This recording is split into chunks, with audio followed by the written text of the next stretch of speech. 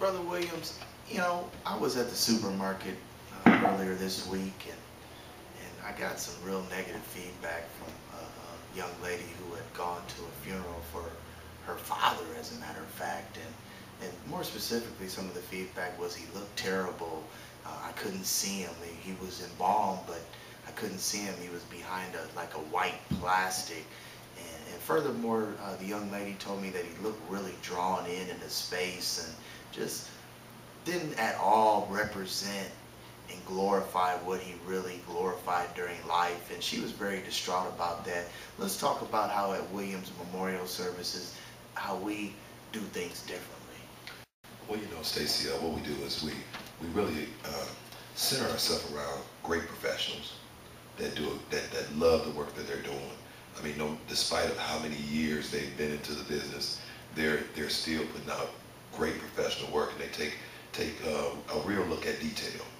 And so when we deal with families and they have particular loved ones that might want a certain necklace or a certain detailed item, we make sure we pay close attention to what that family wishes are and what that person really looked like.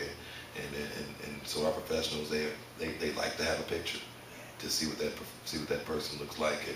And our stylists that we have that's attached with our funeral home, they love to see a picture and just really try to bring out that special hairstyle that young lady might want it, or that older lady might want it, and just to be able to make that person look as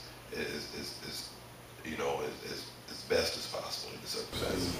Yeah, I'm glad that you kind of touched on the stylist. I mean, you firstly being a licensed cosmetologist since 1999, having gotten your first cosmetology degree in Los Angeles, and then getting your second cosmetology degree from Concept Cosmetology over there in Urbana, at the Urbana campus. Be more specific with the folks. I think the folks at home really need to hear this point, just as far as how you can get the okie doke at the time when you least expect it. Let's talk just a little bit more about that, Sean. Well, I mean, you just messing with someone that's maybe not paying that close attention to detail, or maybe been in the business a long time, but kind of just running you through, and so that service goes to the next service, and so we have plenty of patience. I have plenty of patience. That's never been my problem, is patience. And so in dealing with families, we don't rush them off. We like to sit there and let you tell that story. If it takes an hour, then it takes an hour. If it takes 2 hours, it takes 2 hours. And we take a lot of pride in our ministerial staff. And Pastor Elam and the elder's mother, Hattie Polk. She goes to hospitals and sit with families in behalf of us at the funeral home here. And she really takes pride in her job and really loves it, and really have been an inspirational to someone lying on their deathbed. I mean, just being able to just be that listening ear to just hear them and really just and giving them and them being able to give their life to Christ before they pass. And so we just take a non-traditional approach and a lot of different things that we do. Yeah, it's kind of like buying a diamond, I would almost think. You're at the store and there's those bright white lights, and you see that yellow diamond that's yellow when you get it home, but it looks like a VSI 1 diamond when you're there at the store. Do you think that's a little bit analogous to paying $12,500 and not being able to see your loved one only behind a plastic casing? Don't you think? Well, I can't really speak for that particular service, but I know what in general.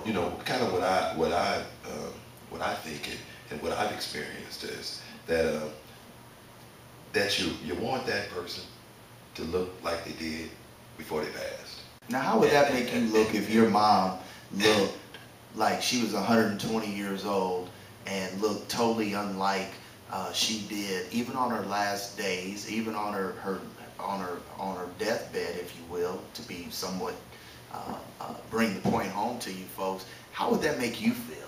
Well, let's just talk. Let's just be honest if we can. Yeah. Well, you're going to be quite upset. You're going to be quite upset if the product isn't the right product that you're looking for.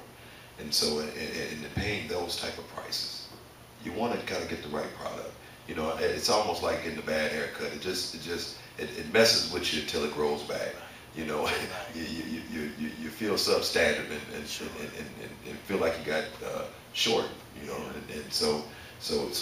even in the haircut business, you know, you want to go to someone that you can entrust. That if you tell them what type of service you want, they'll provide that service. Yeah, but wouldn't you also agree though, Brother Williams, that this is a little bit different than a haircut, because this is something you can't get back. This isn't something you can get back. So how do you address that? Well, you know, I mean, and that's entrusting your family, and trusting someone that's educated and professional, and treating you with some dignity and respect. So I would, you know, in talking to families, you know, we've took a lot of care out to a lot of different families that we've served, and haven't served for that matter. Yeah, and haven't served, and so I remember one particular case, and I could hear the crowd saying, "Man, she looks great. She looks better than she did when she was living, when she was sick." And so just taking that, and I congratulate our staff for being able to perform that service and put that together for that family, just making that family happy. And I think the ideal situation in this particular business is to look sleek. To look like tranquil. Yeah, to look sleek. And that's I think that's the ideal goal that everybody's trying to reach. And you know, you don't want them to look you know, in those type of disastrous situations that you kind of went over, those analogies that you kind of covered. You just don't want that at that particular time. That's just added stress onto an accumulated stress of a financial burden, you know, and then the loss of a loved one. And so just, and there might be some things going on with family members, and then that's added stress on to an already complex situation. Sure. You know, and without being real redundant, or really, you know, throwing stones, so to speak, how about the instance when we both found out together how a twin set of daughters passed away? They both tragically drowned at the same time, and how a undertaker wrapped these two-year-old daughters in plastic. Kind of talk a little bit about maybe the public health ramifications of that kind of procedure. Well, you know, and there again, Stacey, you know, I can cover what we would do. And what would we do in that kind of situation, Sean? Well, we would treat everybody's loved one with some respect and dignity, and dignify them.